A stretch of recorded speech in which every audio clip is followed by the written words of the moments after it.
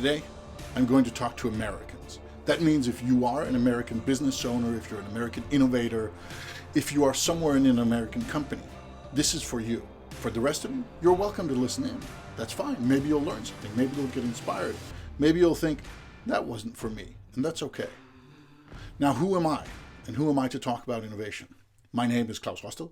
That's kind of in the title of the video, so that should be easy. I'm the director of the College of Extraordinary Experiences. I work as a coach at McKinsey & Company, and I'm one of the founding partners of the Global Institute for Thought Leadership. I cheated a little bit because not only have I worked with innovation for many, many years, I also wrote a book about it. Now, the simple premise of that book is that innovation is a circular process that starts with somebody saying, what if, couldn't we? And somebody else saying, no, can't be done, impossible. Then it moves in this full circle until it reaches that, okay, now it's just part of reality. And then somebody else says, but what if it was different? Couldn't we? And then somebody says, no. Often the same people who said, couldn't we in the first place. But that's a talk for another time. I want to talk not about us, but about the next generation. And to get some help on that, I've co-opted some pictures from the internet. Now, these are readily available stock photos, so don't worry, no kids were harmed in this. We don't even know if these are American kids, but they could. And no matter what you think of that, I want you to look at them and I want you to think, this is for that next generation. The pictures are it's just a visual aid. It's not important. What is important is, why is innovation important? Why does it matter in the current time? Now, it's easy to say, of course, innovation matters. We should always be innovating. We're Americans. We are bootstrappers, and we have grit, and we are excellent, and we do things. We do new things. We have a go-get-'em attitude, which is great, which is true, which is part of American culture and American history. But this is one of the reasons why it really matters. This is not a factory of Tencent, or maybe it is, but it is a factory in China. Now, Jack Ma, famous Chinese businessman, said in an interview some years back, said that he thought you should work after the 996 system. So you work from 9 to 9, 6 days a week. That's 72 hours. If you're up against that, if you're up against Chinese, I'm not going to call it hyper efficiency, but I'm going to call it crazy levels of productivity, then you need to do something different. If you're going to win in your 44-hour work week, or where I live in Denmark, it's 37, that's the norm, against people who are working 72, then you need to innovate. You need to do things differently. So the first thing I want to share with you is Tencent. And if you don't know what Tencent is, Google it. It's a huge, like insanely big Chinese corporation that has, I don't know how many subsidiaries, hundreds, and it is big, and it is coming, and it is here, and it's not alone. What does it take then? What does it require to be innovative? Well, it takes a lot of things. But one place to look is Tallinn, which is the capital of Estonia, for those of you who aren't really up to date on European small nation capitals. That's fair enough. Why should you be? Tallinn is the capital of Estonia. And some years back, the Estonians decided, we want to be Europe's leading e-nation. We want to make Tallinn the e-capital of Europe. So they set out as a concentrated effort to make Estonian life more digital, to make Estonian e-businesses available to foreigners. They even have an e-citizenship. I'm an Estonian e-citizen and have a business there. Even though I don't live in Estonia, I've only been to Estonia a couple of times, I still have a business there with a Romanian and with a German, because it's very friendly to e-citizens. It's a brilliant move on the part of Estonia, which basically said, we're a small country. We need to be able to hold our own somehow against these European powerhouses. How are we going to do it? Well, we're small and nimble. So what about becoming the world's e-nation, or at least Europe's leading e-nation, Estonia? I don't think that was the reason. But it says when you go to visit Estonia, they call Tallinn the e-capital of Europe. Where there's a will, there might just be a way. And of course, this wasn't bound to be successful. But what the Estonians did, they said, we're going for this. We have decided that we were going to innovate. Any nation could have done it, some easier than others, but the Estonians actually did it. So Tallinn is a place to look for. Third is, how could you build a culture of innovation? How do you actually do that? We all talk about innovation. We all look to Google. We look to Tesla. We look to, well, maybe not as much Apple as we did once, but we look to companies and say we want cultures of innovation. Now, at one point, people thought that's just about hiring young talent that's smart, give them a lot of money, give them foosball tables and beanbag chairs and vegan meal options and masseuses and all that sort of thing. Yes, that goes some part of the way. But if you look back to the 70s and the 80s, there was a car company. There were many Japanese car companies that were making their inroads into the American market, but one of them is justly famous for being an innovation leader. That's Toyota. And they've been that for their entire history, which is almost 100 years. They instituted processes that meant that even the lowliest factory floor worker, in a very hierarchical society, mind you, the Japanese, even they could come up with improvement ideas for how the processes work. They took care of their people. They gave them license to have an opinion.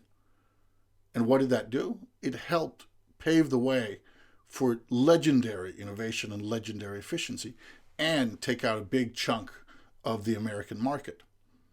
Now, Toyota is, of course, not the only place to look, but if you want to look at innovation and how it's been done historically, it's a good place to look that's outside the US. Where do I think we have to start?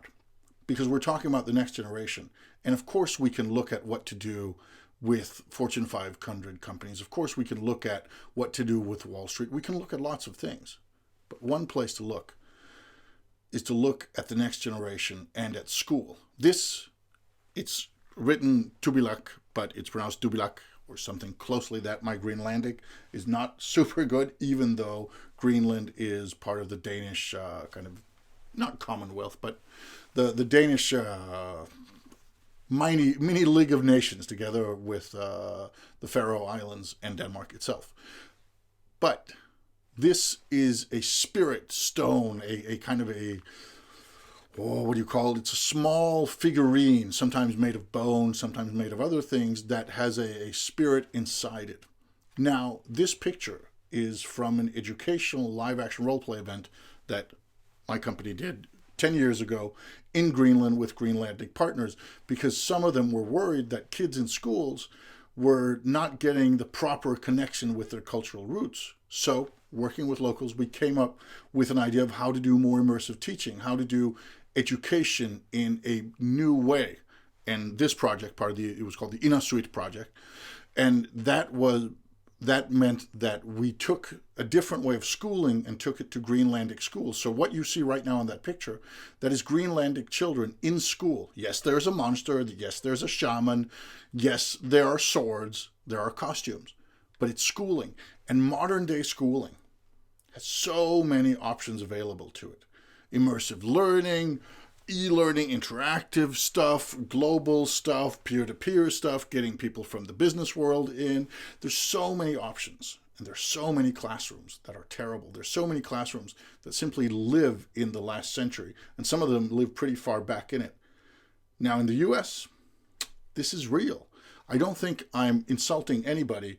Well, okay, I'm insulting somebody, but I'm doing it with the facts on my side when I say that American schooling is not what it once was. A nation that once prided itself on its knowledge, on its innovative and shall we call them learned citizenry, is now full of people who don't know their history, who don't know basic science, who don't know the things that are basically taught in school, because school hasn't caught up, and American schools really haven't. American schools are not at the top of the world. You go to Finland, for example. Or in this case, you look at a project in Greenland. Now, you could also have a different T, which is the Finnish city of Tampere or Turku, which are two Finnish cities. So that could have been there as well. But the imagery wasn't as nice and dramatic. What I'm saying with this is that the American school system, if you in any way have any influence on that, or if you can influence it even in a small way, even your own kids, there's so much room for improvement. There's so much that has happened to the world of learning for those who are younger than us, that this is something that needs to be addressed. If the next generation is going to have a fighting chance, if they're going to be able to compete with the Chinese factories, with the Estonian e-commerce, with the rising continent of Africa. But what is underneath all this, or maybe kind of as an umbrella over this, what is my main message to American businesses? Yes, these are a couple of things that I want to share, but what is my main message underlying all of this? Is it technology? It's a T, so it might fit. It could be the nice fifth T. Of course, technology is part of it. The reason I chose this picture is because I think it's lovely having a man who's a little bit older than I am using technology that I still find a little bit too cutting edge for me. And, well, we'll let that stand on its own. What I say with that is that technology is part of the solution. Being technological, that's something that most Americans find very easy. You look to Silicon Valley, they're technological, all of them. Some of them maybe a little bit too technological, if we look at it like that. That's not the fifth T. It's part of it, yes. The fifth T is for trying. It's for doing things, and the reason I chose this picture is because it's so low tech. It's so simple. It's something anyone can do with just household remedies. Try stuff, experiment, do new things. And I know that some of you are thinking, but we all do new things. We are innovation-minded. We are changing. We are all this sort. Yes, but no.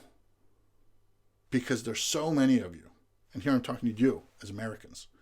There's so many of you that are caught up in American exceptionalism, in American can-do spirit, in what America was in the 50s and the 60s,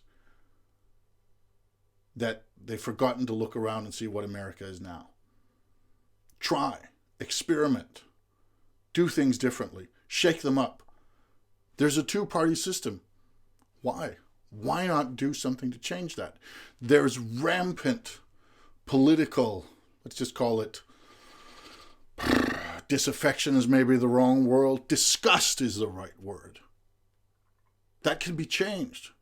There was a time when the U.S. stood for change and for making things better. Now, some of it does, but so much of it is an empire in decline. And underneath all that, if you want to change all that, technology is not going to fix it. Trying is going to fix it. But when all is said and done, it might be the fifth T, but it's not the last T. The last T is something that I want to tell you, but also I want you to tell each other and to tell the rest of the world. Thank you. We sometimes forget that. We forget to say thank you. We forget to look outside of our own spheres, and when we get inspired, to say, hey, that was cool. Thank you for that. So for all of you out there, and some of you might be listening to this, thank you for the inspiration. And I hope those of you who are listening, whether you now are Googling Tallinn or Toyota or Dubilak, or something else, I hope that when inspiration strikes you or you find something new and interesting, you remember to thank the people who got you there. Just like I'm going to say thank you to you, because without you, this talk would have been meaningless. Thank you.